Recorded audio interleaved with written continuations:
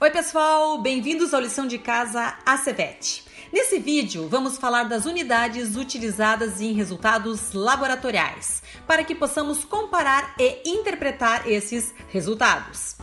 Talvez alguma vez vocês já tenham passado pela experiência de tentar comparar um resultado de exame laboratorial e dar-se conta que o valor está muitas vezes superior ou inferior ao valor referencial. Isso pode acontecer por vários motivos, entre eles associados a patologias. Entretanto, pode ser por uma incompatibilidade de unidades. Conforme vimos no vídeo Tipo de Resultados Laboratoriais, o qual vocês podem acessar no link aqui acima, temos dois tipos de resultados: os resultados qualitativos e os resultados quantitativos. Praticamente todos os resultados quantitativos são expressados em uma unidade de medida, que deve ser considerada para poder comparar com o valor referencial, e assim chegar a uma conclusão diagnóstica. Existem algumas análises que não têm unidade, como é o caso da densidade e do pH. Reconhecer a unidade na qual o análito está expressado é fundamental para poder realizar uma comparação com os valores referenciais, que devem estar expressados no mesmo sistema de unidades do nosso resultado. Não podemos comparar peras com maçã, pois nossa interpretação estaria totalmente equivocada. Por isso não podemos comparar miligramas por decilitro com milimol por litro, e nem podemos comparar miligramas por decilitro com miligramas por litro. Então, o primeiro passo antes de realizar uma comparação do nosso resultado com o valor referencial é identificar e padronizar a unidade do análito com a unidade expressada no valor referencial. Normalmente são utilizados dois sistemas de unidade para expressar uma concentração. Uma que podemos chamar de convencional, tradicional, também denominada de unidade antiga, é amplamente utilizada na medicina humana e na medicina veterinária. Também temos o Sistema Internacional de Unidades, conhecido como SIU, que foi estabelecido em 1977 de comum acordo entre diversos países do mundo. O SIU tem como objetivo fazer uma padronização, normalização e universalização das unidades, visando a comparação entre valores relatados por diversos laboratórios ou textos, independentes da sua origem, permitindo assim a compreensão das cifras indicadas, como também a interpretação biológica desses valores. Entretanto, como muitos de vocês já podem ter vivenciado, infelizmente nem todos os profissionais adotaram o uso do SIU, mantendo o emprego do sistema tradicional. Dessa forma, é conveniente que estejamos familiarizados com ambos sistemas, especialmente porque no Brasil e nos Estados Unidos ainda predomina o sistema tradicional e não o sistema internacional. Então, quais são as diferenças entre o sistema tradicional e o sistema internacional? O sistema tradicional trabalha normalmente com o peso do análito, no qual as unidades mais utilizadas são microgramas por decilitro, miligrama por decilitro e grama por decilitro. Já o sistema internacional destaca que os resultados de um análito que tem peso molecular definido deveriam ser expressados pela quantidade desse análito, ou seja, das substâncias em mol e não por seu peso. Entretanto, aqueles análitos que têm peso molecular variável, como acontece com as proteínas séricas, esses deveriam ser expressados em grama.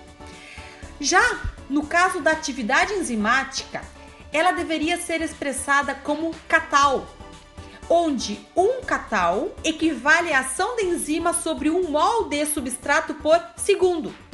Porém, como ainda não há um acordo definido sobre o uso do kcal, a atividade enzimática continua sendo expressada como unidade internacional, que é utilizado pelo sistema tradicional, onde uma unidade internacional equivale à conversão de 1 micromol de substrato por minuto.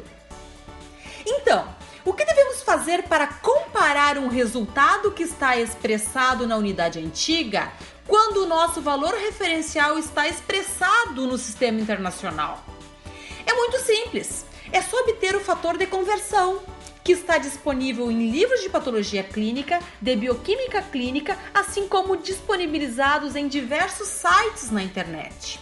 A modo de exemplo, vocês podem observar nessa tabela como posso converter a concentração de albumina, que está expressada em grama por decilitro, ao sistema internacional, que expressa em grama por litro. Esse tipo de conversão é muito simples, pois em 1 litro temos 10 decilitros. Assim que é só multiplicar por 10. Então, multiplicando o grama por decilitro por 10, teríamos gramas por litro. E para fazer o inverso, converter de gramas por litro em miligramas por para gramas por decilitro, teríamos que dividir por 10. Já a glicose, que está em miligramas por decilitro, para converter a milimol por litro, é só multiplicar por 0,056 e teremos a concentração de glicose em milimol por litro. E no caso contrário, para passar de milimóis por litro para miligramas por decilitro, seria somente dividir. Nesse caso, lembrem que o fator de conversão de 0,056 somente é válido para glicose. Cada substrato tem o seu fator de conversão específico. Além disso, o sistema internacional indica que as frações devem ser expressadas a partir de um sistema decimal, onde devemos usar as unidades inteiras ou os seus múltiplos de 1000. Como vemos nessa tabela, onde o volume deveria ser expressado em litro, a quantidade em mol e a massa em gramo. À medida que dividimos por 1000, que seria, então, elevar ao exponencial menos 3, teremos ml, milimol e miligramo. Se dividimos novamente por 1000, elevando ao exponencial menos 6, teríamos microlitro, micromol e microgramo. Se dividirmos novamente por 1000, elevando ao exponencial menos 9, teríamos nanolitro, nanomol e nanogramo. Dividindo novamente por 1000, teríamos o exponencial menos 12, que seria picolitro, picomol e picogramo. E se dividirmos novamente por 1000, teríamos, então, 10 elevado na menos 15, teríamos fentolitro, fentomol e fentogramo. Outro cuidado que devemos ter é reconhecer como o substrato foi analisado, pois alguns substratos podem ser expressados pelo seu principal elemento de constituição. Um exemplo seria a análise da ureia, na qual o laboratório pode entregar o valor expressado como ureia ou como nitrogênio ureico, os quais indicam o mesmo substrato, porém têm valores completamente diferentes, pois a ureia está constituída por 46% de nitrogênio. Sendo assim, o valor do nitrogênio ureico equivale a menos que a metade do valor da ureia. Por isso, para transformar nitrogênio ureico em ureia, devemos multiplicar por 2,146. E para transformar ureia em nitrogênio ureico, deveríamos dividir por 2,146. Lembrando sempre que o nitrogênio ureico, se está em miligramas por decilitro, teríamos então ureia em miligramas por decilitro. Se for em milimol por litro, teríamos ureia em milimol por litro.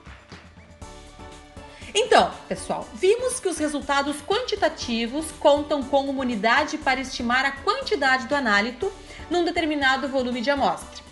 Como existem dois sistemas de unidade, que são o antigo e o sistema internacional, é importante reconhecer em qual deles nosso resultado está expressado, para que possamos padronizar com a unidade que está expressado o valor referencial. E assim podemos realizar uma interpretação diagnóstica. Se você tem algum comentário, alguma experiência com unidades de exames laboratoriais ou mesmo alguma dúvida, deixe sua opinião abaixo. Se você tem interesse em receber novos vídeos, assine ao lado do nosso canal. E clique 2 vezes no sininho para receber as notificações de novos envios de vídeos. Obrigada e até logo!